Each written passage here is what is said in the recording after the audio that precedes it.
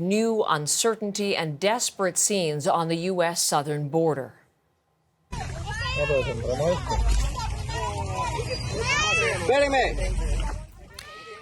Those are would-be asylum seekers swimming the Rio Grande River yesterday from Mexico into Texas. U.S. officials say there have been tens of thousands of illegal border crossings this week, a surge driven by changes to rules for migrants that took force at midnight. Trump-era restrictions, known as Title 42, are over. Magda Gabrisalasa is in Washington on the story, so it is out. It has expired, Title 42, Magda, and the Biden administration's new rules are now in force. What are those? What do they mean for would-be asylum seekers?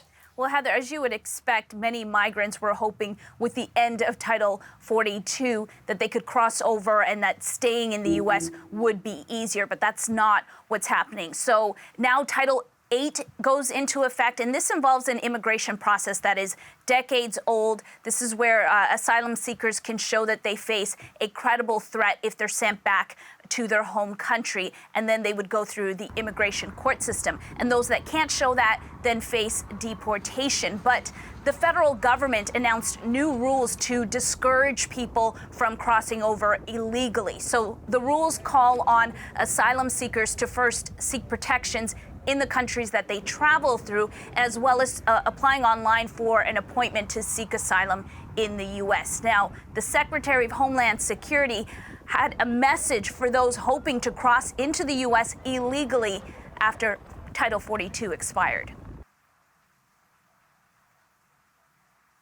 People who arrive at the border without using a lawful pathway will be presumed ineligible for asylum. We are ready to process and swiftly remove people without a legal basis to remain in the U.S. Do not believe the lies of smugglers. So that was a video he posted just as Title 42 expired. And he went on to say that those crossing illegally would face consequences like a minimum of a 5-year ban from entering the U.S. and possibly they could be charged criminally, Heather. Magda, I have another question for you, but I want to show some live pictures that we're just getting in from El Paso, Texas, one of the key crossing points. And there is, you can see through the fence, a long line of people doing exactly what the Homeland Security Secretary asked for, go through those legal pathways, go through the entry points as prescribed. So the people waiting to come through, that's a pretty extraordinary scene. And what we're hearing from U.S. officials is migrants are already overwhelming shelters at those border crossings. So tell us more about that and other fallout we could see from the rule changes. Well, with these rule changes, it's really setting the stage for a legal battle. We know that the American Civil Liberties Union is ready to take this to court.